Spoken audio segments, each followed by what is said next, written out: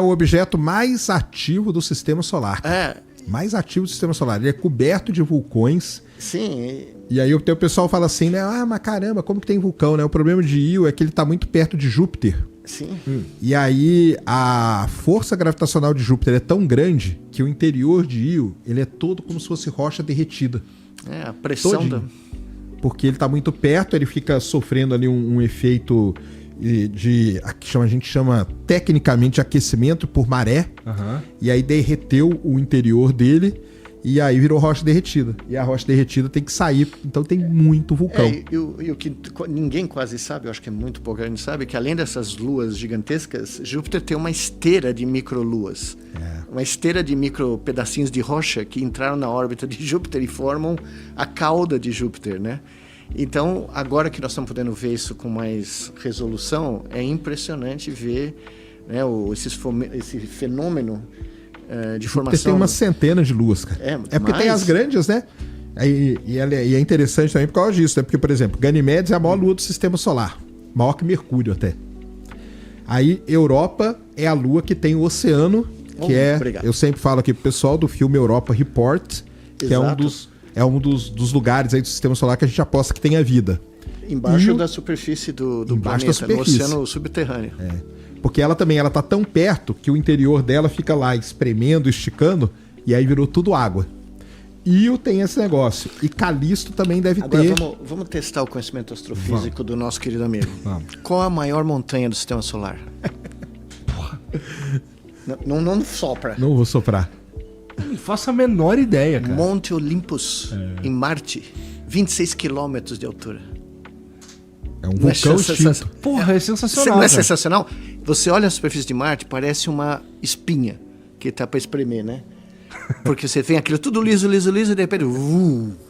26 quilômetros da superfície. Tem umas fotos que mostram... Assim, é aquelas fotos que tem um rosto, em Marte também? Lá é Sidônia. Planície de Sidônia, que lá é famosíssimo. Mas o Monte Olympus... tem um grande livro de ficção científica, né? Que é o primeiro livro sobre Marte, que os caras chegam lá e eles têm que subir o tal do Monte Olympus vindo do Vales Marcianos, né? Vales Marineris. Marineris, exato. Que é o maior vale. Você pega os vales que nós temos na Terra, não dá nem para comparar nem de perto, né? Entendi. E o livro se passa nessa tentativa de fugir de um problema que ocorre em Marte, né? Escapando pelo vale e subindo esse... Monte Olympus. Então... E o Monte Olympus aparece naquele filme também do Schwarzenegger, cara. Ah, cara, Vingador, como que é Vingador do Futuro? Não, é Exterminar? Não, Exterminador do Futuro. Não, tem o Exterminador do Futuro. E tem um que ele Que ele vai pra Marte até que ele usa a cabeça de uma mulher assim, que vira bomba. Esse eu não vi. Esse eu perdi. Esse da mulher que tem 3 tetas, não é? Isso aí. Eles tiram o calor do Monte Olympus. Não, esse eu perdi. Esse aí é anos 80, a partir de uma certa né, idade lá nos Estados Unidos eu comecei a evitar o Schwarzenegger.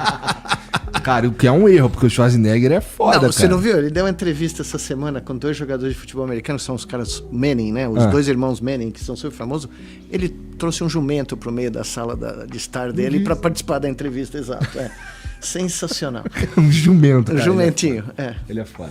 Bom, Sérgio, a tua camisa aí, tem esse foguete aí. O que é esse foguete aí? Essa camisa aqui é o foguete do... Eu vim aqui, não vim em homenagem ao professor, não, porque eu sei que ele não gosta do Elon Musk, não, mas esse aqui é o foguete o novo foguete da SpaceX. 2 erros já. Não gosta do Arnold e não gosta do Elon Musk. Não, do Arnold? Não, eu não disse que eu não gosto. Eu disse que quando ele começou a queimar o fusível, eu desisti dele. Tá bom. Esse aqui é o foguete Starship, cara. É o maior foguete do mundo, tem 120 metros de altura. É o foguete que vai levar a gente pra Lua, pra Marte. A gente espera. Pra Lua é de certeza, né? Porque já foi pago até. Pra Marte, quem sabe. Essa camiseta que eu fiz quando ele explodiu a primeira vez, ó. Quando ele foi voar, ele explodiu a primeira vez. Eu tirei um frame da tela, mandei para um cara desenhar pra mim e ele desenhou. Ficou bonitona, ó. Até os motorzinhos aqui, ó, que não ligaram todos. Mas vamos deixar claro que quem inventou foram os fundadores da SpaceX, não o nosso querido Musk, né? Tá. Os 2 engenheiros que inventaram nem estão mais lá, mas foram eles que fizeram, tá? Só pra... Mas quem viabiliza não é o Elon Musk, cara? Quem viabiliza... Ih, essa história é complicada. É mesmo? Porque a SpaceX ganhou um contrato non-bidding, sem licitação do governo americano, até eu faço. 9 bi, se me derem a grana, eu mando a gente pra Marte. É só me dar, tá? E aí a companhia do Bezos... Mas aí foi uma briga violenta que teve, ele né? está processando o Não, governo... já perdeu. Ele perdeu? Perdeu já. É, porque ele processou o governo americano, o escritório que faz essas... Por causa desse foguete Por causa desse foguete. O lance é o seguinte, né? A NASA quer pousar o ser humano na Lua de novo. E aí ela abriu uma De licitação. novo ou pela primeira Não, vez? de novo. Tô brincando. Não, de Tô novo, brincando. pelo amor de Calma, Deus. calma. Tô brincando, calma. Foi o cabelo. Calma, Foi o cabelo que calma. fizeram nele. Foi na Turquia. Ele foi pra Turquia, Foi na fizeram o cabelo, acabou com o neurônio. Calma, tô brincando. Ainda bem. De novo. Ó, ele tá brincando. Eles querem pousar lá de novo. E aí ela não vai, ela vai fazer uma parte da viagem e a outra parte para alguma empresa privada fazer. Aí ela abriu licitação e tal. A SpaceX apresentou esse cara aqui, que é o Starship. Faz quanto tempo isso? Faz uns 3, foi na época da pandemia até. Tá, tá Foi bom. um pouquinho antes, né? 2019, 2020 Tá bom. ali. Tá bom. Aí o Jeff Bezos com a Blue Origin, ele Isso. apresentou a Blue Moon, que é a nave dele para ir para a Lua, e outras empresas apresentaram. Mas a Blue Moon era melhor, junto com essa.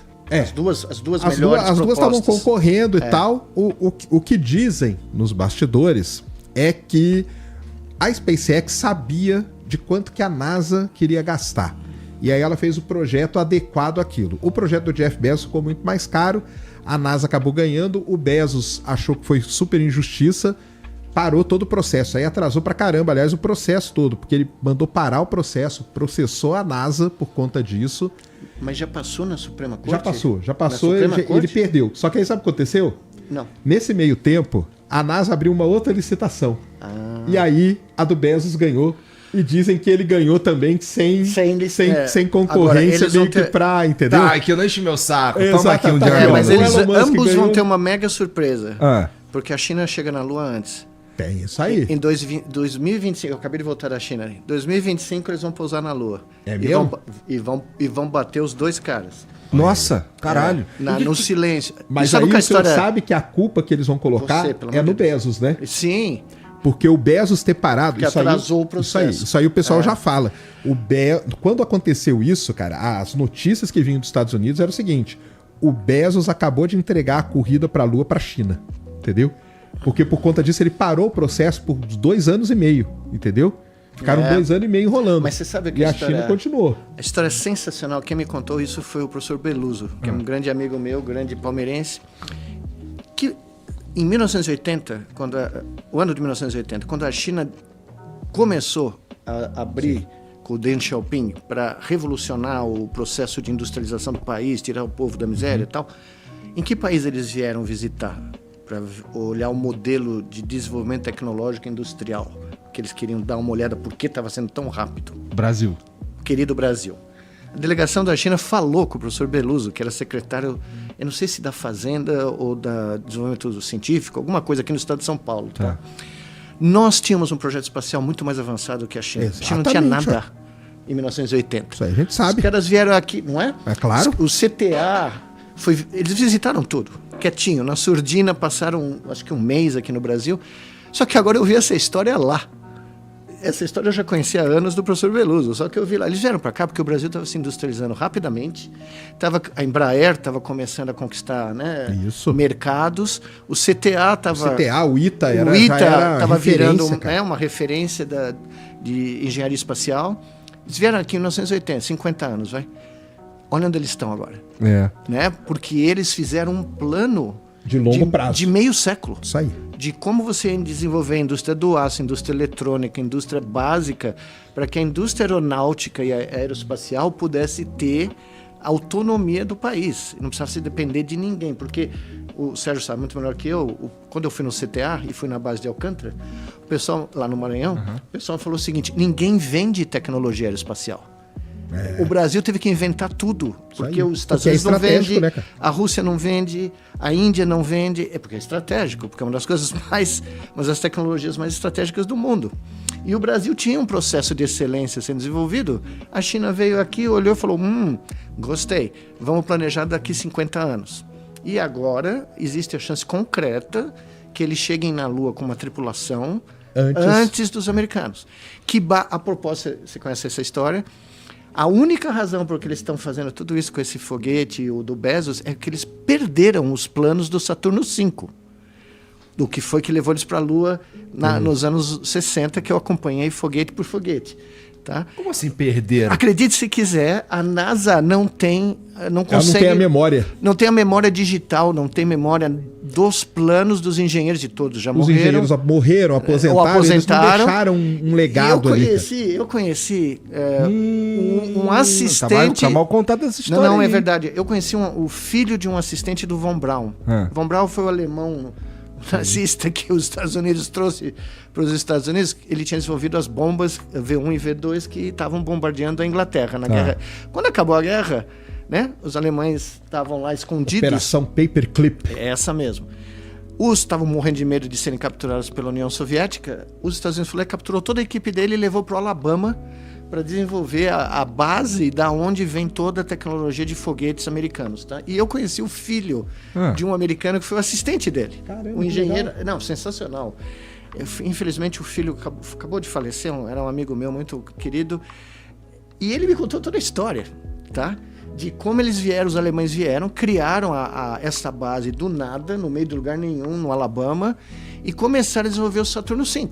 E foram treinando engenheiros americanos nas tecnologias que eles tinham feito na Segunda Guerra Mundial. Pois bem, toda essa história, todo esse know-how tecnológico, depois que o programa Apollo deixou de ser financiado pelo Congresso, não foi cuidado, não foi curado. Então as coisas foram se perdendo. E tem uma coisa aí, porque os Estados Unidos depois, quando acabou o Apollo, ele investiu muito nos ônibus espaciais, né?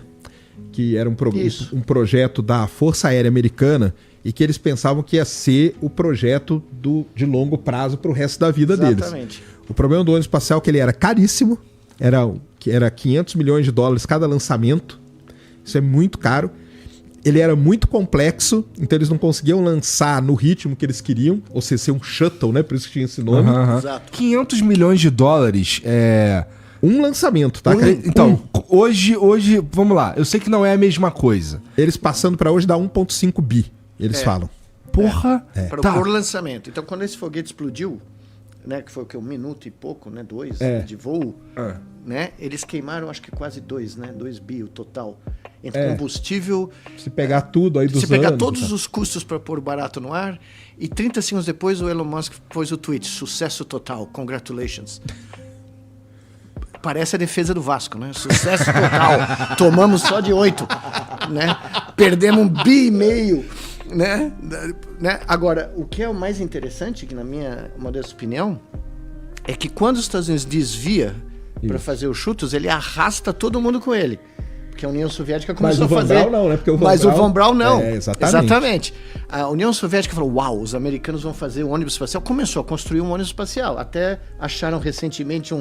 Então, aí que a União Soviética começou a se acabar. Se explodir, porque eles não conseguiam pagar. Era muito caro o desenvolvimento. E acharam um cemitério, recentemente, de ônibus espaciais russos. O famoso Buran. Buran, que parece o nome do comediante, né? Daquele parece o Borat, né? Mas é o Buran. Só que o Von Braun nunca concordou com isso. Ele nunca aceitou que eles iam abandonar a tecnologia de foguete. O que aconteceu? Os outros países, Índia, China, foram atrás da linha do Von Braun, porque sabiam que era o cara que era o cara que mais entendia de foguete, provavelmente na história, né? E agora, os programas espaciais dele têm muito mais range e muito mais chance de fazer voos tripulados de longa duração do que os americanos. Entendi. Tá? Então, mas você vê que coisa... Decisões que foram tomadas nos anos 80, tá? Porque nós, naquela época, estávamos começando a investir em indústrias de peso, né? De alta tecnologia, e tínhamos uma chance. Até a indústria de microcomputador nós tínhamos. A Itautec, né? Que desapareceu, você deve ser muito jovem, mas eu usei computador Itautec. Eu tive bastante contato com computadores Itautec. Então, eu tive trabalho e tal. Eu fiz os primeiros que saíram vieram para a USP. Tá. Porque a Poli, eu acho que estava envolvida. E a gente começou a usar o computador, né? Mas é isso que é muito importante de ver. Eu achava que Itautec eram computadores que eram, eles eram montados no Brasil. Mas por trás, a Poli tinha um projeto de computador digital que foi abandonado por falta de dinheiro. Mas o ponto que eu estou querendo fazer é o seguinte, os caras vão pousar na Lua provavelmente daqui a 1 ano e meio de 2025, com uma visão estratégica dos anos 80, baseados num cara, o Von Braun, que foi totalmente ignorado pela NASA. Apesar dele ter sido o cara que deu o sucesso mais amplo, que foi o Projeto Apollo. Tá? Porque pousar aqueles caras na Lua e trazer eles vivos foi... Tanto que diz a lenda que ele morreu de desgosto quando abandonaram. E ele, o sonho dele era ir pra Marte, lá naquela época. Ele já tinha falado isso. Ele falou isso nos anos 50. O sonho dele era ir pra Marte. Quando ele começou o projeto Mercury, né, que o Alan Shepard, o primeiro americano, ia pro espaço, depois do Gagarin, ele dá uma entrevista nos anos 50 e fala: nós não estamos indo para ficar em órbita da Terra ou nem mesmo para a Lua, nós queremos ir para Marte. Né? E aí, só que a humanidade começou a olhar para uma outra tecnologia que se provou menos eficaz. O Shuttle, porque aí você tinha que dar a voz ali para a Força Aérea Americana, né, cara? Então o lobby é muito grande, Vamos né? lá, nessa época aí custava $500 milhões para lançar um ônibus espacial. É que o ônibus espacial, até para explicar pro pessoal, né, ele tem uma coisa que é muito louca, né? Você tem aquele laranja, que é só combustível, e em cima, peregado, você coloca as pessoas voando, cara. É muito louco. Hoje o foguete, como que é? Você tem todo o tanque aqui que é combustível e você coloca as pessoas aqui. Que é o Saturno V. Se acontece alguma coisa, você arranca as pessoas daqui. Daqui não tem como. Por isso que ele matou 14, né? 2 acidentes, o Challenger e o da Columbia, entendeu? Então ele é muito caro, complexo e perigoso. Mais perigoso, vai. Mais perigoso. E veja, e os caras vão chegar lá com a tecnologia dos anos 60. E nessa história toda aí que o Nicolés falou, pra mim tem uma coisa ainda que é mais triste. O Programa Espacial Brasileiro, ele começou junto com o Programa Espacial Indiano, cara. Porque a China, tudo bem. Só que a China é uma potência. Mas vamos pôr um país, cara, que é tão ferrado como o Brasil, que é a Índia. Os caras acabaram de pousar no Polo Sul da Lua, cara. E veja o que eles fizeram. Veja o que eles fizeram. O programa começou junto, cara. E não é falta de talento. E 2 países ferrados. Brasil e Índia, cara. Vai falar que a Índia é um país... Hoje tem mais população que a China. Mas a Índia tem uma coisa muito curiosa. Eu tive muitos alunos da Índia. Vários. E eles estão de volta lá. A grande maioria deles voltou para a Índia, né? Bangalore, New Delhi, Mumbai. Eles têm os institutos de tecnologia. Eles têm uma rede. Imagina o ITA tendo uma rede pelo Brasil. Tá? Em áreas específicas. E apesar de todas as dificuldades, eles têm um grau de excelência de formação de engenheiros e de cientistas computacionais. Eles exportam gente para os Estados Unidos. Os Estados Unidos não conseguem competir com a formação de recursos humanos, então tem que contratar os caras que saem desses ITTs, tá? E eu tive vários desses alunos. O único problema é que no dia que joga Paquistão e Índia de cricket, para o laboratório. Porque os caras é muito pior do que nós com futebol. É impressionante, tá? Então eu tinha paquistaneses e indianos. Caramba, e cada um ia para um lado da universidade para assistir o jogo separado, entendeu? Porque não dava para assistir junto. Mas a meninada é brilhante, tá? O problema é que eles não tinham como voltar. Eles faziam a graduação, saíam para os Estados Unidos ou para a Europa, o Silicon Valley empregava esses caras na hora, tá? Só que aí, mesmo que eles quisessem voltar, não tinha emprego, não tinha como, né? E aí agora, mais uns 8, 9 anos atrás, eles começaram a repatriar esses caras, tá? E veja no que deu. Os caras puseram o robozinho lá e eles vão para a Lua também. Não, eles vão fazer uma como se diz, tripulado, né? Gente vai pousar. O Brasil exporta cérebro também? Nossa, impressionante. Eu quando saí do Brasil, em 89... 20 de fevereiro de 89, eu despenco em Nova York, no meio de uma tempestade de neve, de camisa assim, porque era verão no Brasil, e o idiota aqui, ninguém falou pra ele que o hemisfério norte era o oposto, né? Eu tinha uma vaga noção, mas chego de mas não pensou que era tão oposto em assim, Manhattan, né? Nevando. Então, aí eu olho pra lá, uma greve dos transportes do aeroporto, não tinha como chegar em Filadélfia, que era onde que eu tinha aí. Tinha um táxi lá, clandestino, desses Uber anos 80, o cara virou pra mim, pra onde você vai? Eu falei, Filadélfia. Ele falou, eu te levo lá por $100, que era exatamente 10% de tudo que eu tinha na vida. Eu cheguei aos Estados Unidos com $1.000, 100 eu torrei nos primeiros 90 minutos da minha chegada nos Estados Unidos. Aí eu tô no cara, né, morrendo de medo, porque um frio do cão. Era a visão do inferno de qualquer brasileiro. Neve por toda parte, gelo na estrada, né? Aí o cara falou para mim, você não é daqui, né? Eu falei, não, tô chegando agora. Falou, não, é que então você não sabe como funcionam os táxis de Nova York, né? Eu falei, não tenho a menor ideia. Ele falou, não, é que todo mundo trabalha para máfia. Então eu tenho que cobrar a taxa da máfia. Eu falei, não, mas não é $100? Ele falou, não, é $100, mas tem a parte, né, o que eu tenho que cobrar. Eu falei, não, mas eu não posso pagar isso porque eu tô indo para uma universidade, os caras talvez me reembolsem. Ele falou, bom, se você não me pagar, eu te largo aqui em New Jersey. Caramba. No meio da estrada. Entre, né, Nova York e Filadélfia fica o buraco chamado New Jersey. Aí eu falei, não, eu pago a taxa. Eu falei, mas 50. Eu falei, bom, eu não vou durar uma semana nos Estados Unidos, né, porque já foi, né? Aí eu chego para encontrar o professor que estava me esperando, o John Chapin, e ele vira para mim e fala, olha, o que aconteceu? Como é que você chegou aqui? Não tem avião, não tem nada, uma alta empresa. Eu falei, não, eu peguei um táxi da máfia. O cara morreu de rir, né? O primeiro encontro com o meu chefe foi ele gargalhando de ter dor de barriga, né? Porque ele falou, que táxi da máfia? Eu falei, não, o cara me falou que todo táxi de Nova York cobra a taxa da máfia. Aí ele quase morreu de novo, né? Que coisa. Não, e aí você vê, quando eu cheguei lá, era uma baita crise, era uma baita recessão. Mas uma recessão, assim... Entendi. Séria. Foi a transição... Por isso que o Bush Sr. perdeu a eleição 2 anos depois, porque o país estava... Aí o meu chefe falou para mim, nós estamos numa recessão, mas a política americana é a seguinte, nós vamos jogar dinheiro em infraestrutura tecnológica. Então, neurociência virou um troço estratégico. Você acredita? Eu chego no país para fazer postdoc e o meu chefe tinha sido convidado para apresentar propostas malucas para poder incentivar, né? Eles estavam pensando pós-recessão. É uma mentalidade completamente diferente mesmo. Né? Mas isso acabou. Agora acabou. 40 anos depois, 30 e tantos anos depois, isso acabou. Mas na época era assim, nós estamos na recessão, nós vamos pensar no pós. Como nós vamos sair kicking, entendeu? Como nós vamos sair fazendo algo que ninguém está imaginando fazer. E é exatamente o que eu vi na China agora. Tá? Legal. A infraestrutura científica... Então foi fazer o que na China? Eu fui... primeiro fui lançar meu livro na China. Tá. E é a coisa mais maluca que eu fiz da minha carreira, tá? Aqui no Brasil, você lança, ou nos Estados Unidos, você vai lançar um livro, se você tem uma grande noite, você assina 100, tá? 120. Na China é de 300 para cima. Tá. A minha editora me pôs numa sala uma noite para assinar 1000 livros. Caramba! Eu fiquei 3 horas assinando, quando eu não sabia mais assinar, a minha mão não lembrava mais como assinar no final, tá? E eu fui na academia chinesa, num dos institutos da Academia Chinesa de Ciência, a molecada levou bola de futebol por causa do chute da Copa para eu assinar. Porra, animal. É brincadeira? Você não tá no Brasil, você tá em Beijing, em Pequim, a molecada com camisa da seleção brasileira para eu assinar a camisa e... a bola da FIFA, da época da Copa, aquela que foi a bola de 2014. De 2014, não era a bola de agora, tá? Pra era a Jabulani. É Jabulani, algo assim. É. No Brasil era Jabulani? Não, Jabulani era da África do Sul. É da África do Sul, é.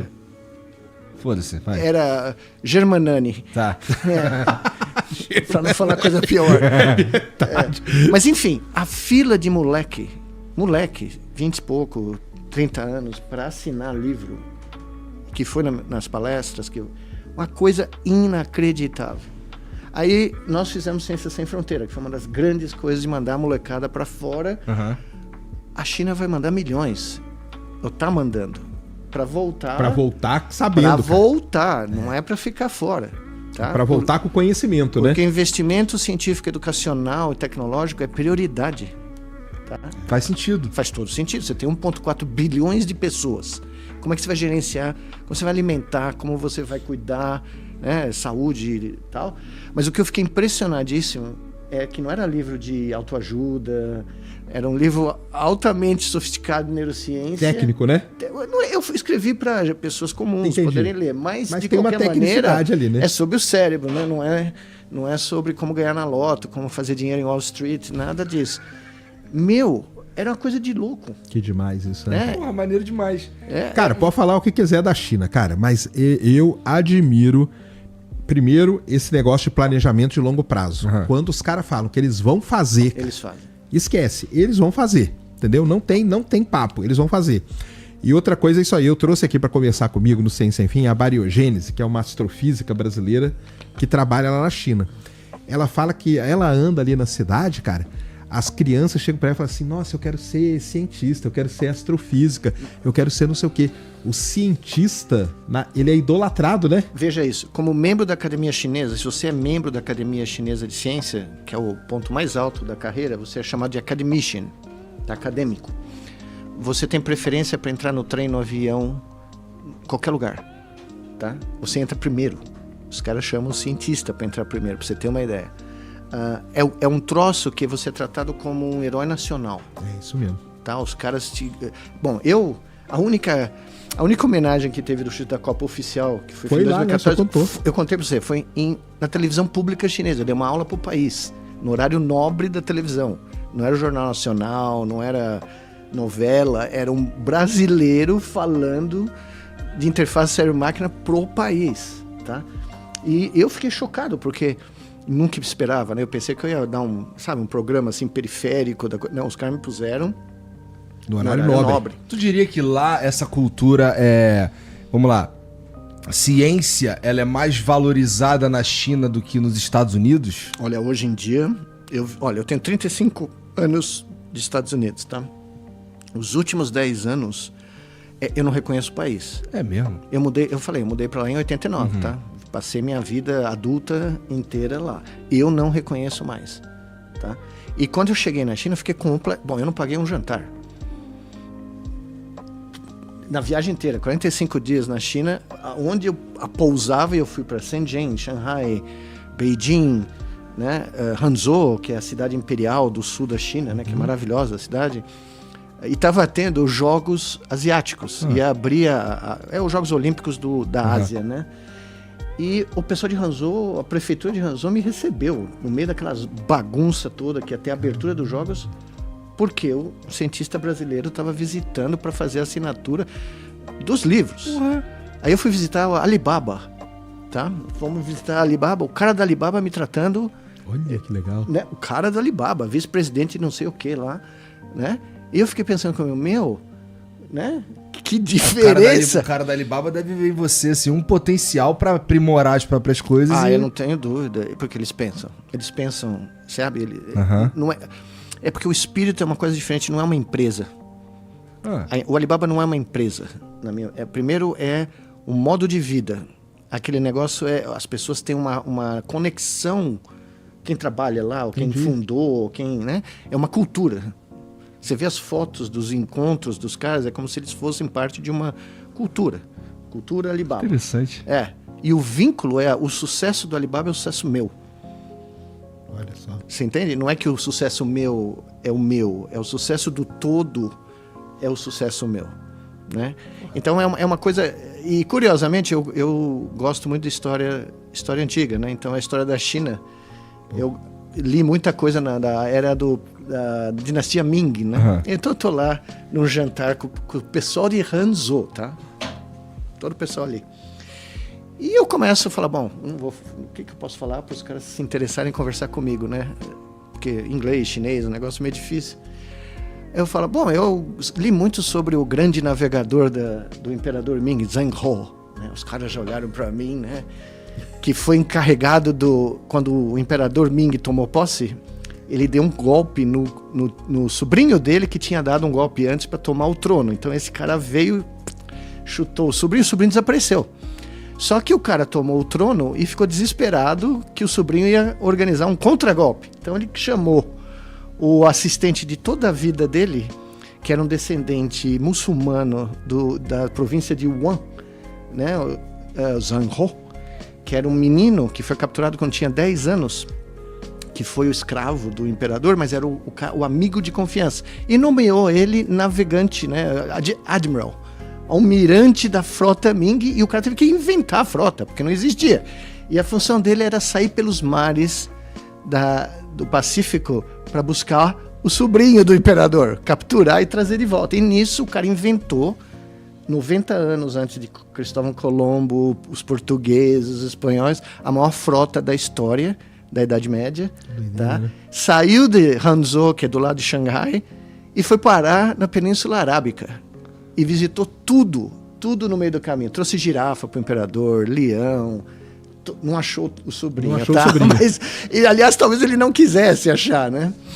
Mas enfim, aí eu tô conversando com os caras, uau, você conhece o Hanzhou? Eu falei, eu conheço, ele nasceu na província de Wuhan. Eles falam, não, ele nasceu em Hanzhou, ele é o nosso herói da província. Eu falei, não, ele nasceu na província de Wuhan, ele era descendente dos mongóis, e quando os mongóis começaram a ser expulsos da China pelo que sobrou da dinastia Song, tá? Eles foram expulsos lá para Burma, lá para o lado de Burma.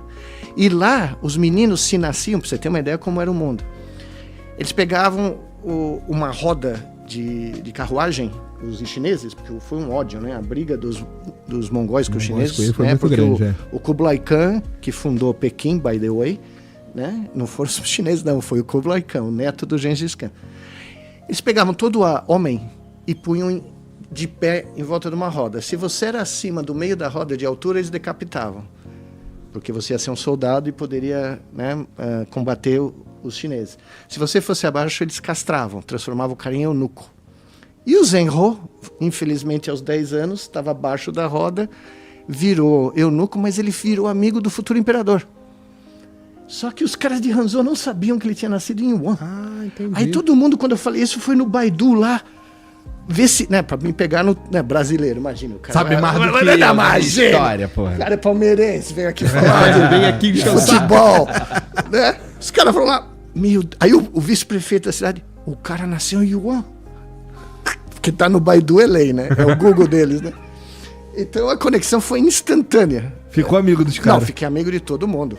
Ando por Hanzhou, os caras dão pastel, pagam a conta, né? Pastel é bom. Não!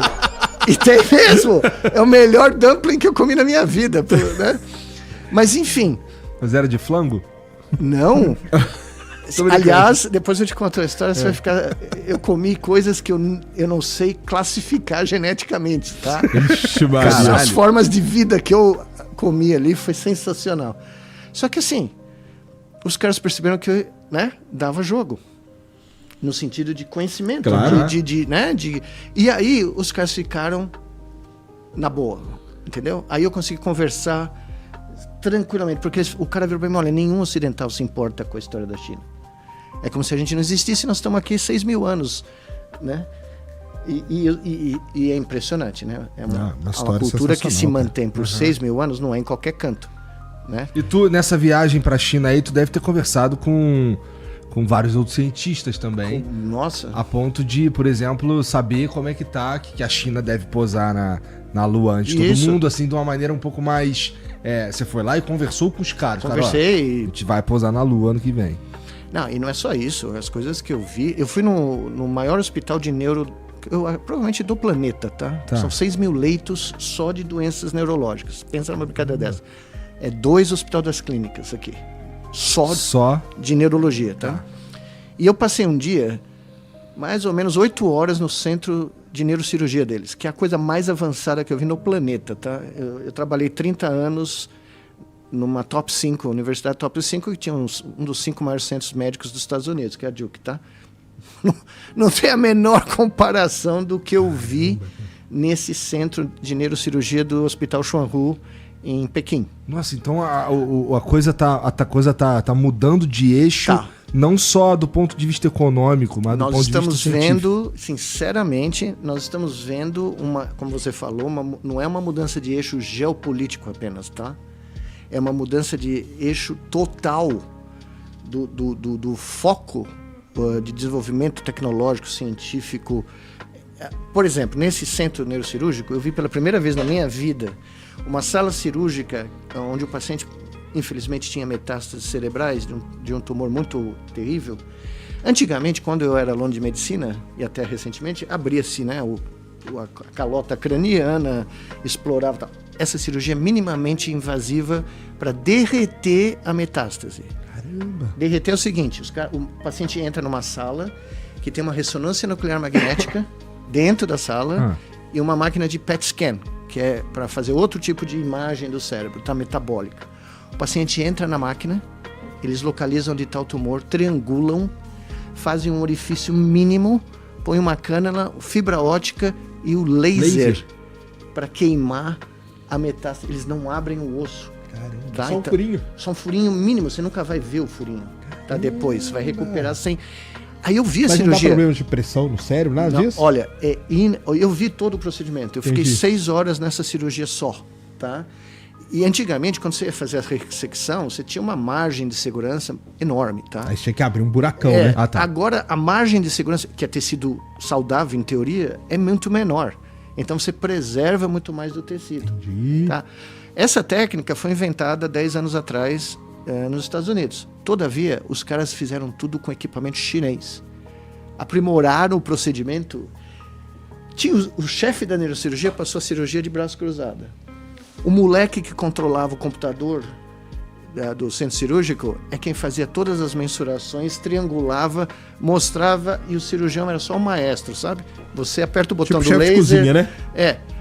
Uma coisa do outro planeta. Aí ele virou para mim e falou, olha, essa coisa que você começou a desenvolver de não invasivo, de conexões do cérebro com devices, coisas, é o que nós estamos fazendo em neurocirurgia. Vai ficar cada vez menos invasivo. Isso diminui infecção, e diminui sequela, efeitos colaterais, né? Os riscos totais do paciente na sala cirúrgica. Agora, o investimento para isso é grande no começo. Só que o que você ganha a longo prazo... Aí eu virei pro cara e falei, bom, o que vocês operam? Ele falou, você vai ficar chocado, Beijing, 23 milhões de habitantes, 15 milhões de carros por volta. Não tem traumatismo craniano. Não tem acidente de automóvel, que o cara vai parar na emergência e precisa... Não tem tiro, não tem lesões traumáticas Os caras precisam ir para os Estados Unidos para aprender o que é operar lesões traumáticas do cérebro, porque não tem lá. Porque as leis de trânsito são tão rígidas que se você tiver um acidente de trânsito, você nunca mais dirige, tá? E os médicos não veem o que a gente aqui no Hospital das Clínicas é aqui, todo dia. Eu como aluno de medicina, era todo dia. Dezenas de casos de hematoma subdural, traumatismo craniano. Aqui você vem daqui de casa até aqui, você vê 3, 4 motoqueiros. Então, mas veja o curioso. Os caras, eles estão mudando a abordagem médica e, ao mesmo tempo, eles eliminaram uma das causas, as maiores causas de morte e sequela. Aqui no Brasil é quase 40, 50 mil óbitos no trânsito, algo assim, é uma coisa maluca. Não tem. Entendeu?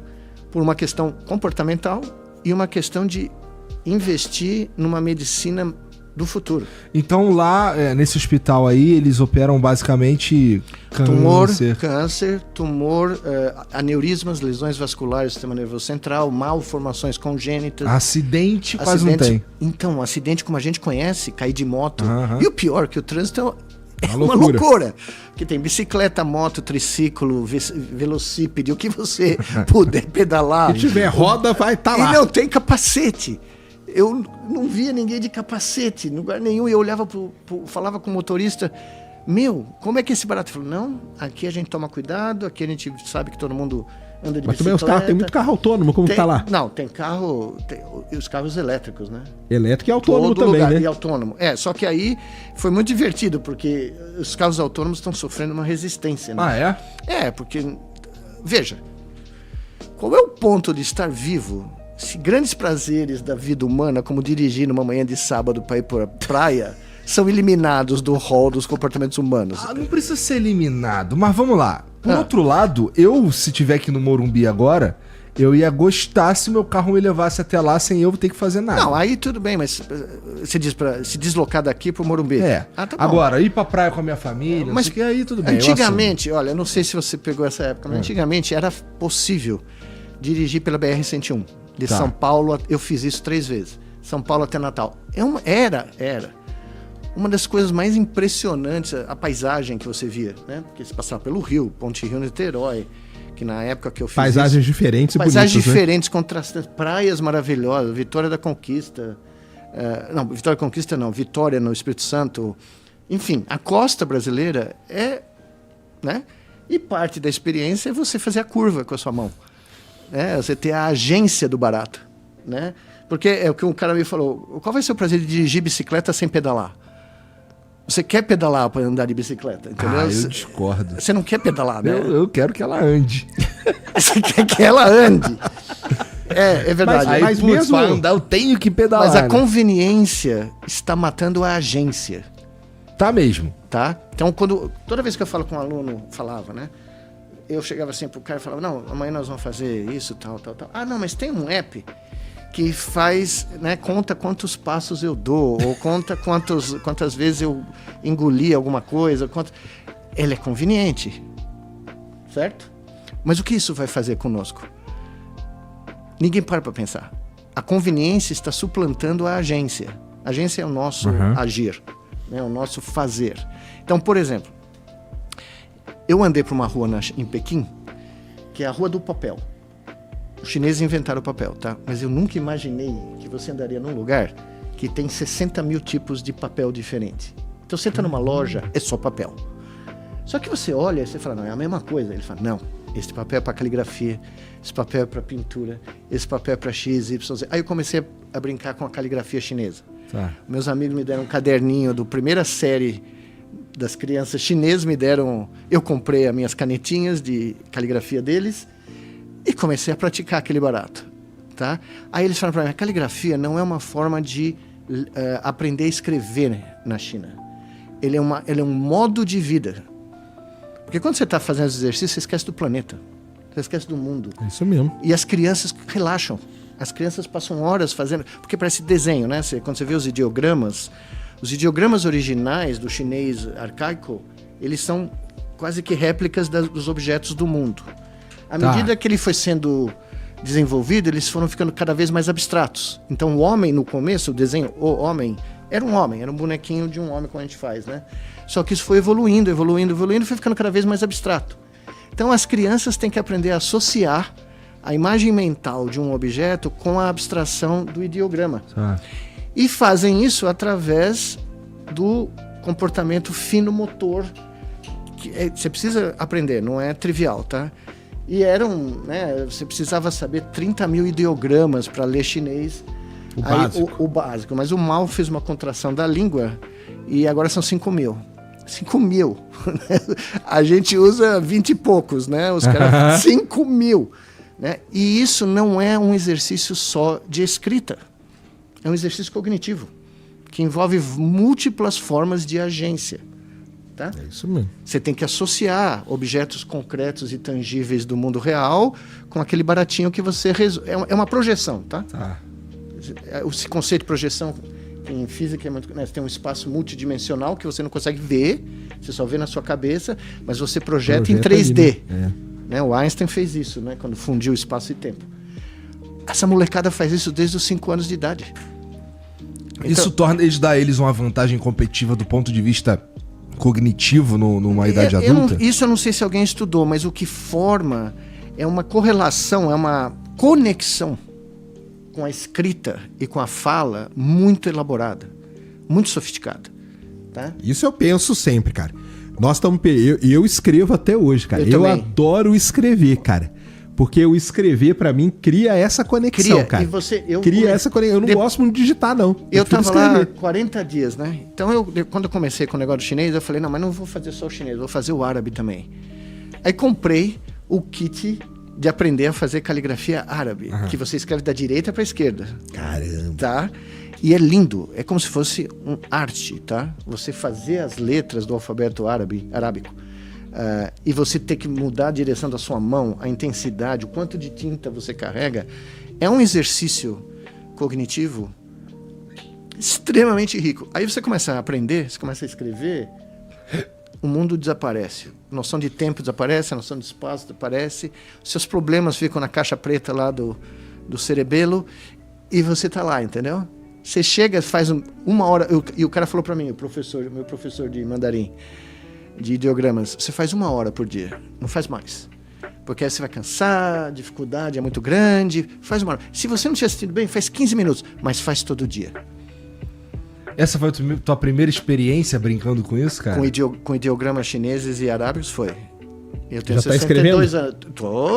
A canetinha eu tenho todas. A canetinha... E continua estudando? Continuo estudando. Não, eu comecei lá e virou uma terapia. Virou uma terapia, impressionante.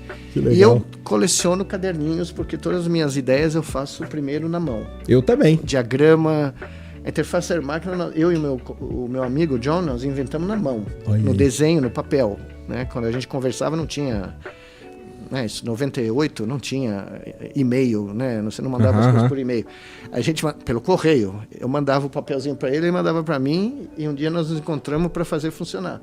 Aquele lance lá dos ratinhos que você está falando? Isso, dos ratinhos controlarem o robô, né?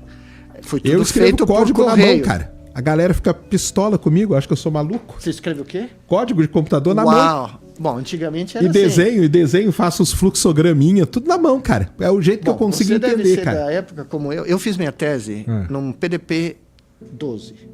O que é isso? Era um computador que você entrava. Tá. Você entrava e a gente... Quando a gente ficou rico, o laboratório ficou rico, a gente programava em Fortran. E era 64K bytes de memória, né? Você entrava no barato. Né? Tinha que ir lá, ver se não estava queimando. Fita e tudo mais? Não, fita e... Cartão, né? Deve ter cartão, né? Cartão perfurado. Aí apareceu o PDP 11, que tinha teclado. Que tinha, né? Já foi um alívio tremendo. Interface, né? A interface, né? Mas nós estamos abstraindo cada vez mais. Daqui a pouco, muito em breve, você vai programar com o nosso negócio. Pensando. Você vai imaginar e o troço vai aparecer ali na telinha, tá? Isso daí requer uma decodificação do que eu tô pensando, né? Sim, mas tá muito longe disso, não tá? Olha, para questões motoras, a gente avançou muito, tá? Para isto aqui, nós estamos avançando numa velocidade... Para coisas mais sofisticadas vai ser bem mais difícil. Por exemplo, uma máquina ela não é capaz de ler claramente, por exemplo, uma imagem que eu penso. Depende. Se você sentar aqui na frente dessa televisão e eu puser 50 imagens para você ver durante 1 minuto cada uma, tá? E eu pegar a atividade do seu cérebro e puser num banco de dados, que é... Aí para as pessoas que acham que eu odeio inteligência artificial, deixa eu só clarificar que eu já fiz isso e um amigo meu, a Berkeley, acabou de publicar isso com... E usa todo dia. Todo dia, usa todo dia. O Pink Floyd, o cara acabou de fazer isso com a minha banda favorita, que foi o Pink Floyd. Ele fez o cara ouvir Pink Floyd, né? E registrou a atividade do cérebro dele. E aí ele pediu pro cara, imagina uma das músicas que eu acabei de tocar, imagina que você tá ouvindo a música. A atividade do cérebro dele gerou, ele pegou, jogou no Big Data que ele criou, e o Big Data falou, ele tá imaginando, né? Tal música. Us and Them. Isso não quer dizer que a máquina é capaz de tocar a música baseada no que ele tá pensando. Não, mas o estudo que eu estava te descrevendo é o seguinte, se eu puser várias fotos aqui, e você observá-las calmamente, tranquilamente, e eu registrar o seu córtex visual e colocar essa atividade, seja elétrica ou metabólica, num banco de dados, e fizer milhares de tentativas, você vai ver milhares de imagens, e aí eu pegar uma dessas imagens e pôr para você ver de novo, sem você me falar nada, e eu registrar o seu cérebro, o computador vai ter uma chance muito razoável de dizer, olha, você está observando uma casa, ou está observando uma paisagem X. Isso está sendo feito. Eu sei como funciona estatisticamente, todo mundo que trabalha com isso sabe, não é nem nada absurdo, cara. Não é nem nada absurdo, não é nem um ovo de Colombo. Impulso, né? E a matemática disso foi inventada há muito tempo, a estatística disso, tá? E eles melhoraram ultimamente, aumentaram o número de camadas nas redes neurais, mas não é nada do outro mundo, tá? Isso é diferente da máquina interpretar como você reage emocionalmente quando você vê o Davinho fazendo gol na Libertadores. É que essa é fácil de imaginar, né? Não, mas é aí que tá o truque. Aí que tá o truque, porque essa reação emocional, íntima, essa sua memória que foi gravada com adereços emocionais, quando você viu qualquer coisa na sua vida, isso ninguém consegue decifrar. Mas isso aí não gera, por exemplo, igual você falou agora, se tivesse o cérebro ali do Igor ligado numa máquina, sim, você não ia conseguir pegar ali? Eu ia Ele ia saber, eu suponho que a máquina saberia que eu ia estar sentindo, sei lá, desespero. Isso, coisas grosseiras, entendeu? Mas, por exemplo, cada um de nós tem exemplos na vida dela, sim, né? Claro. Outro dia eu estava dando essa palestra lá foi uma coisa muito legal. Né? Você é brasileiro, né? Você não é chinês. Aí você está num auditório, na academia chinesa de ciências, dos institutos mais O Instituto de Inteligência Artificial que eu fui dar a palestra tinha 36 andares, tá? Caramba. Para brincar nisso, tá? 36 andares, tá? É lá que estão desenvolvendo. Skynet. Não, muito mais do que Skynet. Skynet é brincadeira. Porra, aí é foda, né? Se a Skynet acabou com a humanidade... Skynet, cara. Não, a Skynet teve aquele cara que no último minuto salvou, entendeu? Mas enfim, eu tava lá, ia começar minha palestra, os caras me apresentando, porque eles fazem uma apresentação que é maravilhosa, né? Eles contam a tua vida, faz e tal. E eu tava pensando na minha primeira professora de ciências, Dona Fauzia, tá? E pensando, putz, o que Dona Fauzia pensaria nesse instante se ela soubesse que tudo que ela me empurrou lá no 3º ano primário, 4º, sei lá, né? Chegou aqui, né? E ele veio à mente a imagem dela, que era uma mulher muito bonita, muito simpática, muito viva, né? Eu acho que nem sei se ela está viva ainda, mas era muito jovem. Provavelmente aquela escola foi o primeiro emprego de ciência dela, né? E tem uma história dela que naquele momento que eu ia subir no palco eu me lembrei que foi sensacional, porque um dia ela deu uma tarefa para nós, um dos exames práticos. Eu não dava prova típica, tá? Era você trazer uma coleção de algo extraordinário da natureza. E eu não sei porquê, naquela época, naquele momento, eu estava com um monte de coisa que eu estava querendo fazer, brincar, jogar bola. E minha tia, irmã da minha mãe, tinha uma mega coleção de insetos com alfinete. Ah, sei, aquelas caixas. Aquelas coisas legais pra caramba. Gigantescas, você põe todos os insetos. Tinha de tudo, mariposa, besoura. Eu falei, pronto, a prova da Dona Fauzia está solucionada. Fui para a escola com caixona da minha tia. Falei, é 10 garantido, depois eu vou, né, assistir o Perdidos no Espaço, sei lá o que eu ia fazer. Dona Fauzia chega para mim, e eu era um dos melhores alunos da classe de ciência, ela me adorava, eu adorava ela. Ela falou, 0. Eita! Eu falei, peraí, como? A senhora falou que era para trazer uma coleção de algo da natureza, eu estou trazendo provavelmente a maior coleção de insetos, né, da cidade de São Paulo. Ela falou, mas não, foi você que fez. Aí, ó. Eu nunca tinha tirado uma nota... Depois ela corrigiu a nota porque eu fiz a coleção, mas eu nunca tinha tirado uma nota abaixo de não sei o quê, 8, né? Tá. Eu falei, putz... Bom, eu saí coletando tudo que era inseto da vizinhança de Moema que você podia encontrar.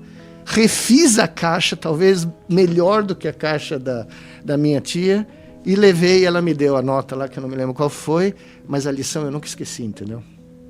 Entendi, cara. O caminho mais curto não necessariamente é o caminho correto. Nem aquele que você vai aprender mais, entendeu? Se você tem um troço para fazer, como cientista, você tem que ir lá e fazer. Com a sua mão, entendeu? Você tem que ir lá e fazer o experimento. Saiu um artigo de uma das técnicas que eu inventei essa semana na Nature Medicine, de um grupo. Eu inventei esse barato em 2009. Saiu na capa do Science. O mundo inteiro sabe que eu inventei o barato e os caras disseram que não, sabe, nós inventamos o barato.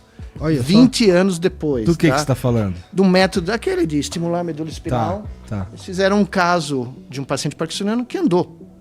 Só que já tem 200 pacientes no mundo que andaram e eu inventei essa técnica em 2009. E os caras começam a trabalhar. Não, essa técnica foi mencionada lá pelo cara do colégio. Mas eles citaram você, não? Não, citaram, mas citaram do jeito... Entendi. Mas ela ainda não é estabelecida, ela não é clara. Bom, já tem 200 caras andando pelo mundo com isso daí. Né? Você entende? É, claro. É isso que a ciência virou. É. Ela virou uma grande cultura de startup, entendeu? Eu preciso diminuir quem fez a coisa originalmente para dizer que o meu é melhor.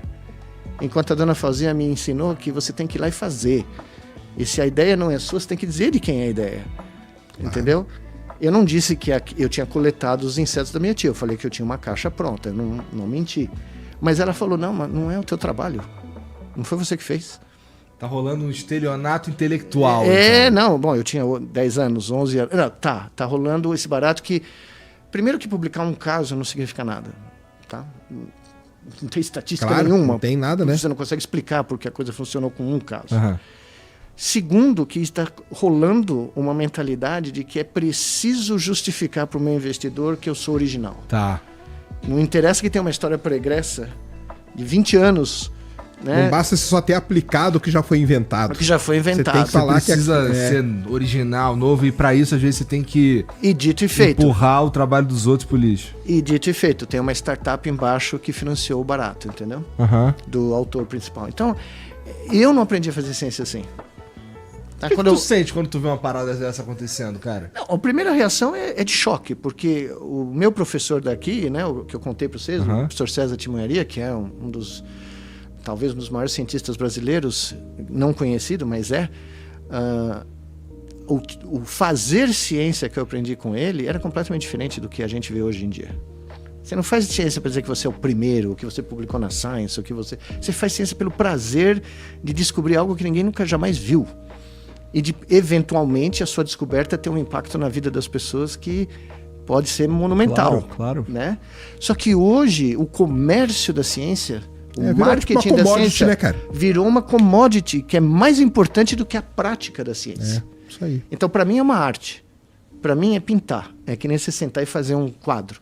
Só que se eu pintar um quadro que o Van Gogh já pintou, eu vou falar, olha, eu estou fazendo uma leitura do que o Van Gogh fez. Porque ele era genial e não tem nada demais você querer tentar, né, aprender a fazer o que ele fazia. Mas se eu vou fazer algo que já foi feito e eu chego lá e falo, olha, não foi tão bem feito, eu agora estou fazendo barato, e você tem um caso, tá? É óbvio que você está tentando justificar, para os seus investidores que, olha, eu sou novinho aqui, tá? Eu mereço a grana que você quer pôr aqui, tá? E não foi essa mentalidade que eu cresci aprendendo a fazer ciência, tá? Nunca ninguém que eu conheci, que eu considero cientistas de verdade, se preocupam em ganhar dinheiro, em vender algo, em fazer marketing. Mas essa aí é a cultura que você acha que tá entrando nos Estados Unidos? Ela entrou no mundo acadêmico. Mundo acadêmico. Ela penetrou na bolha. A gente ia para o mundo acadêmico, quando a gente era criança, a piada era a seguinte, criança eu digo 20 e poucos anos, o que o Dr. César falava, o mundo acadêmico é onde a gente se esconde do mundo real. É uma bolha onde você pode chegar lá e fazer algo que 99% da humanidade jamais faria, que é estudar pro resto da vida. Né? Como eu falo sempre, você paga para ser criança. E se esconder das demandas e das leis né, do mercado, vamos dizer assim, do mundo aqui fora. Porque você se contenta em ter uma vida modesta, você não precisa de nada demais, você só precisa ter um lugar onde você pode se esconder para estudar e descobrir coisas.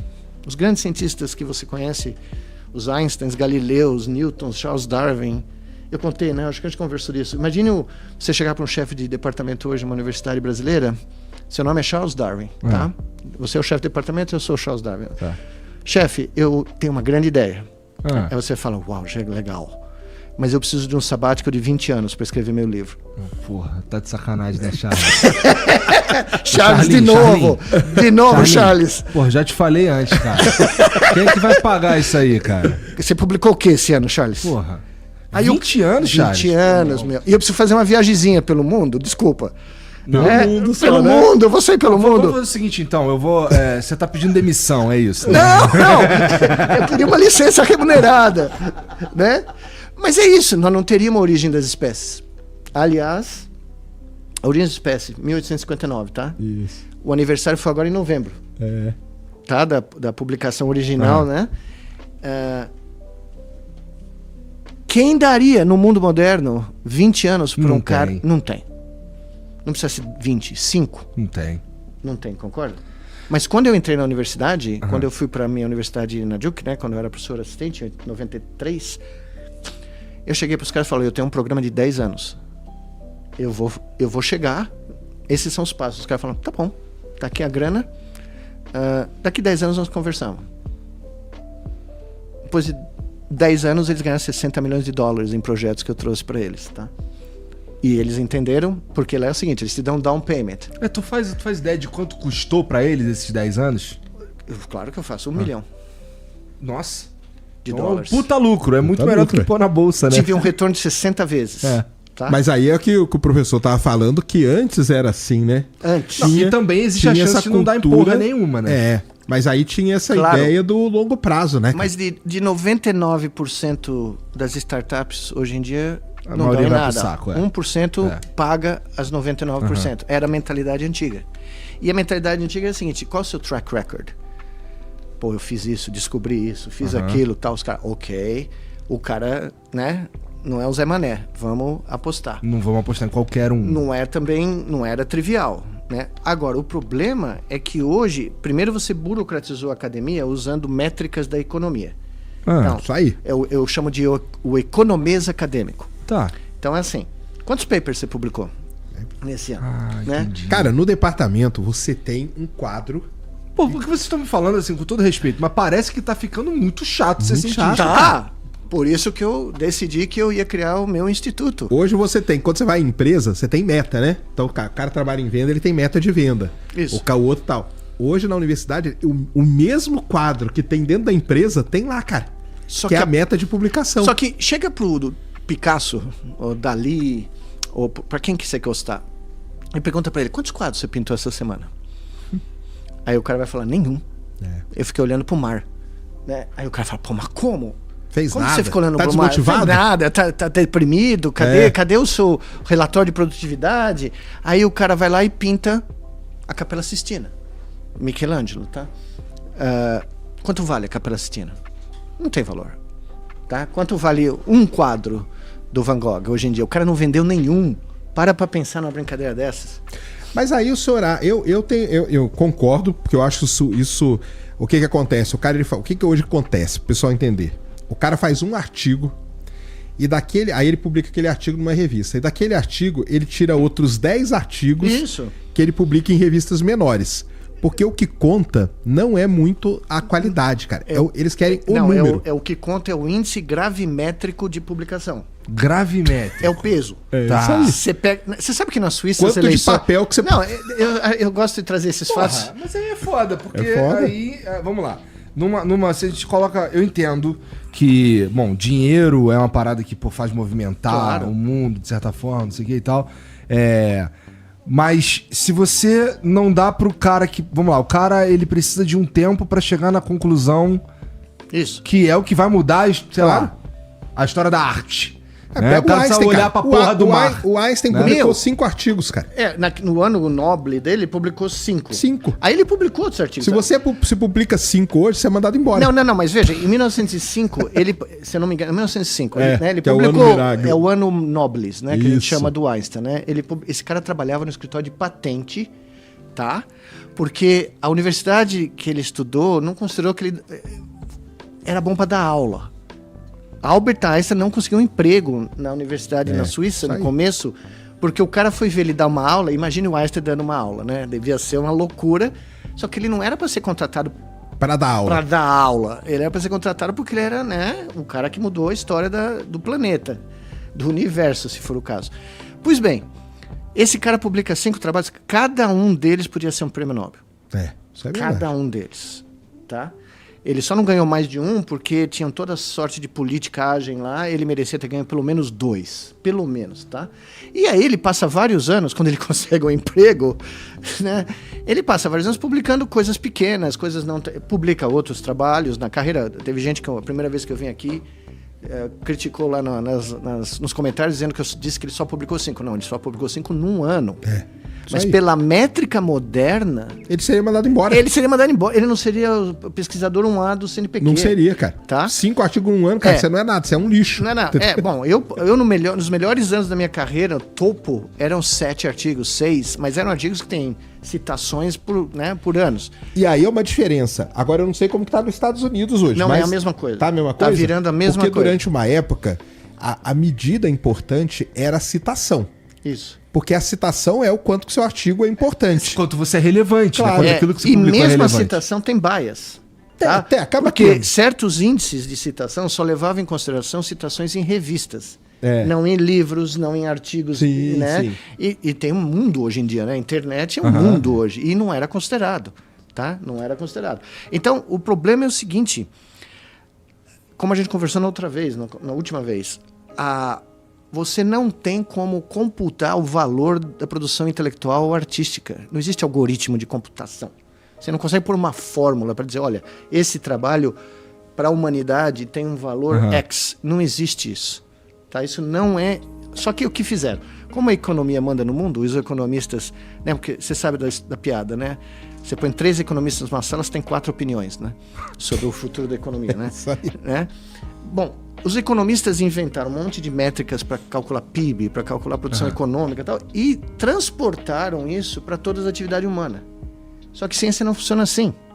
A senhora que ganhou o prêmio Nobel agora, de medicina, tá? A mulher só inventou a tecnologia básica que gerou uma vacina, que é o mRNA, né? Vacina que salvou dezenas de milhões de vidas pelo planeta, tá? Esta mulher foi basicamente empurrada para fora da universidade dela, na cidade onde eu trabalhei, na Filadélfia. Ela foi demitida, ela foi forçada a se aposentar, empurraram ela para uma posição menor do que ela tinha, que é raríssimo na academia, né? Se você chega professor titular, ninguém manda você para baixo, né? A mulher acabou de ganhar o prêmio Nobel. A primeira coisa que ela falou, olha, eu quero dedicar isso daqui a todos aqueles que me ferraram, que me jogaram quase na lata do lixo, mas eu não desisti. E não é a primeira. Eu tenho um colega da Universidade da Carolina do Norte, que é do lado da Duke, né? 20 anos atrás ele ganhou o prêmio Nobel, eles estavam a ponto de jogar ele na rua. Tá? Mas isso aí, a academia é assim, cara. Agora, a minha crítica... Mas o problema disso daí é ego? É o que é? Cara, não, tem essa parte, porque aqui, pelo menos aqui nas universidades brasileiras, não sei como que é lá nos Estados Unidos, né? O poder, ele fica girando a cada 2 anos, né? Ah, não, lá não é assim. Você elege ali um grupo que vai liderar o seu departamento, no caso.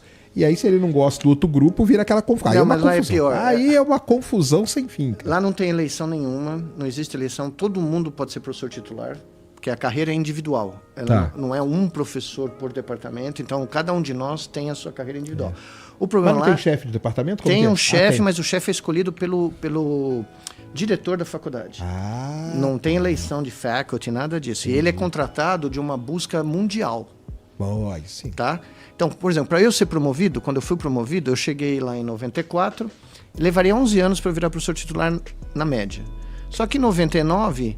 o meu chefe de departamento falou, olha, você está publicando umas coisas malucas, sensacional, eu vou fazer uma pesquisa entre os líderes da área para ver se eu posso te promover com 5 anos de professor aqui da Duke, que me promoveu para professor titular, tá? Mas não foi ninguém da Duke, de dentro da Duke, que deu a opinião. Então, isso aí é um sistema muito bom porque você tira esse viés conflito da treta. Mas o que decide lá não é isso. O que decide lá hoje em dia é o dinheiro. Então, é porque aí mudou, né? É porque aí mudou. Aí dançou, tá? É que aí mudou. Teve projetos que eu vi que ganharam dezenas de milhões de dólares do Departamento de Defesa americano para fazer X e não deram em nada. Mas a universidade ganhou a grana. Tá? Entendi. Então, termina o projeto, aquele silêncio, sabe? Porque não saiu absolutamente nada do negócio. Né? Que é outra história que eu contei quando a gente conversou, da Marinha que comprou, que saiu no New York Times em 57, se eu não me engano. Marinha americana está para receber o seu primeiro computador inteligente. Aí embaixo diz, não, a Marinha acaba de pagar não sei quantos, vai ter o primeiro computador que pensa como ser humano. 57, está esperando até hoje, tá? E ninguém mais falou nada. Só que hoje o dinheiro manda mais do que o impacto científico. Ah, sim. Tá? Então, mas aí aqui no Brasil ainda tem, que é isso que eu queria saber. Porque aqui tem um problema que o sistema que foi estabelecido, né, é qual? Para o seu curso, ele ganhar uma nota X do MEC, 7, 6, que seja, um dos critérios é a quantidade de publicação. Tá. Quantidade. É a quantidade. Bom. E é esse nível aqui que vai garantir que o seu curso vai ter X ou Y quantidade de bolsa. Não, eu não consigo acreditar. Então, o sistema que tá ferrado, entendeu? Porque o que acontece? Cara, você então é obrigado a publicar um artigo por semana para que a gente... Eu tô lá no meu departamento, para que a gente fique nota 7 e quando começar o outro ano, o MEC vai colocar ali e vai falar, tá aqui, ó. O departamento tal... Nota 7, mais bolsa. A visão é totalmente diferente, porque... Parece um sistema que foi criado por gente que não entende direito o que é como se faz ciência. Eles pegaram e quantificaram do jeito mais simples. É o jeito tradicional, como quantifica uma empresa. Né? É isso que eu ia falar, agora, virou uma empresa. Como que você quantifica talento? Só pelo que o cara fizer. Só que não dá para saber o que o cara vai fazer de antemão. Exato. Você contrata um jogador... Outro dia, quando eu fui no Palmeiras, os caras me explicando lá. Você vai contratar um cara... Um cara aí de um time do interior. Você não tem ideia se vai dar certo. Rivaldo não jogou nada no Corinthians, foi lá no Palmeiras e arrebentou. Um ano depois, cara. Exatamente, 93. Né? Isso aí. Jogou absolutamente. Vindo do Mogi Mirim, ninguém sabia quem era o Rivaldo. Veio pro Corinthians, cara. Ia ser o cara, não jogou nada, cara. E olha a curva não linear. O cara vira melhor jogador do mundo, ganha a Copa do Mundo, porque ele jogou. Em 2002 foi o cara que arrebentou. Mas quando ele vai pro Palmeiras, ele acaba com o Corinthians. Na final de 94, exatamente. Então. Mas esse é o meu drama. O córtex aqui, ó, pulsando aqui, ó. Agora a gente podia fazer o MRI dele, né? Mas você entende? É isso que é a minha briga. Eu tenho uma história ótima, que eu não sei se eu já contei pra vocês, mas a Carolina do Norte é onde o Michael Jordan estudou. É isso. Ele estudou em Wilmington, tá? Ele foi pra universidade depois na Carolina do Norte, que ele era meu vizinho. A Universidade da Carolina do Norte ficava, 3 quadras da minha casa, em Chapel Hill, quando eu morei lá. Só que antes ele foi no High School de Wilmington, que é uma cidade costeira, muito tradicional, que sempre teve um time de high school muito bom. Só que e ele era de Wilmington. Quando ele chega na universidade, o coach viu o cara, imagine, freshman, tá? Primeiro ano. Pôs no time titular do high school, de uma high school tradicional. E os pais começaram a brigar com o técnico, falando, como? O cara acabou de entrar. Aí ele falou, vem no treino. Aí deu uma bola pro Michael Jordan, moleque, né? 14 anos, 15, o cara sai da outra quadra, pula antes do garrafão e enterra. Aí, essa é a frase, a história que ele contou, famosa, do Michael Jordan. Aí disse que o coach virou pros pais que tinham reclamado, isso aqui eu não sei ensinar. Seus filhos nunca vão fazer isso. Ele nasceu para fazer isso. Você acha que eu não vou pôr ele para jogar? Deu no que deu, né? Uhum. Então, como é que... Você entende? Ciência é igual. Quando você... E tem formas de você ver que as pessoas têm talento, que as pessoas têm... Claro que tem. Tem formas que não são... que você põe na quantitativas, entendeu? E quando você encontra um moleque desses, um jovem, né, que você vê, uau, este cara tem o drive, tem o conhecimento, tem a vontade de fazer, você tem que empurrar o cara. Você não tem que criar obstáculos pro cara. Mas esse cenário empresarial da ciência na academia, ele tá muito... Ele permeia o mundo inteiro. Vamos lá, a gente tá falando bastante da China, né? E que como os acadêmicos lá, como os cientistas lá são reconhecidos e admirados e respeitados, né? Mas lá também rola desse jeito? Não, eles têm essas coisas de quantificar publicações, de mostrar os trabalhos no Science. Você entra no instituto, tem as fotos de quem publicou no Science, na Nature e tal. Tem isso. Todavia, quando eles precisaram construir o programa espacial deles, eles repatriaram um departamento inteiro do MIT, de chineses, americanos, tá? Os caras voltaram porque eles falaram, é o seguinte, nós queremos ir para a Lua. Vocês decidem aí como nós vamos chegar na Lua. Tá aqui, quanto precisa? Né? Precisa de X. Tá bom, tá aqui porque nós queremos ir para a Lua. Tá? Então, em 2010, eu escrevi um manifesto chamado Manifesto da Ciência Tropical. Né? Porque eu ainda era idealista o suficiente para imaginar que haveria alguém que ouviria como a ciência de ponta e o talento científico brasileiro podiam contribuir para um país melhor. Tá. Em todos os sentidos, tá? E basicamente o fulcro era o humanismo da ciência, né? Como ele poderia ser usado como modelo para desenvolver coisas, vacinas, novas formas de cultura para o agronegócio, salvar o oceano, né? O que você... Tá lá, tá tudo lá, tá? O modelo de um país, um modelo de nação que tem um projeto nacional onde a ciência desempenha um papel central. Eu não estou falando isso porque eu sou cientista, tá? Eu estou falando isso porque eu literalmente acredito no talento brasileiro e acredito que o nosso país está muito abaixo do seu potencial humano, em ponto de vista do que nós transformamos em realidade. Tá. O potencial humano brasileiro... Isso é um fato. É um fato. Eu fui lá para o Rio Grande do Norte, na periferia de Natal, na cidade de Macaíba, uma cidadinha de 60 mil habitantes. Os caras, ex-professores meus na USP, falaram, você é louco? Você vai querer fazer ciência no... Né? Eu falei, não. Eu acredito piamente que o talento tá lá. É um campus do cérebro, reconhecido no mundo inteiro. É que a gente tem uma habilidade impressionante mesmo de desperdiçar potencial humano. Tem. E o potencial humano que nós temos, ele é capaz, por causa das vicissitudes de ser brasileiro, de gerar improvisações que ninguém faz.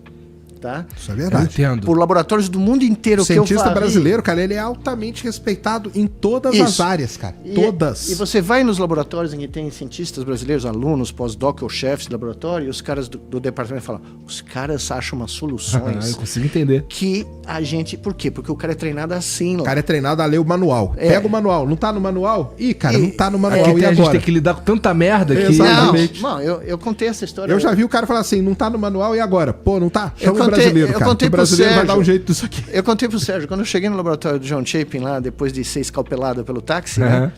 Eu comecei a implementar as técnicas de salvar dinheiro que eu fazia aqui na USP, porque não tinha dinheiro. Então tinha que reclassificar agulha de injeção, tinha que, né, esterilizar de novo, enquanto lá eles jogavam fora e pegavam uma nova. Aí o John virou para mim e falou: Miguel, você está nos Estados Unidos agora, fica calmo, eu tenho dinheiro, $milhões. Isso nos primeiros meses, né? 6 meses depois, no final do ano, ele chega assim para mim: Miguel, sabe as suas técnicas aí de salvar grana? Falei: sei, professor, aquelas que você falou que não era mais para eu fazer. Falou: continua fazendo, você me salvou $20 mil no último mês. Por quê? Porque não tinha grana aqui. Uhum. Então, enquanto o americano ia lá, pegava uma seringa nova e jogava fora, a gente reciclava a seringa, né, para os ratos, né? Ou a gente fazia cirurgias muito mais bem feitas, porque eu tinha treinamento cirúrgico da Faculdade de Medicina, que nenhum pós-doc dele tinha, então morria muito bichinho, rato lá. Eu nunca perdi ninguém. Eu ia lá, fazia a cirurgia, o bichinho recuperava e ficava meses lá, né? Então,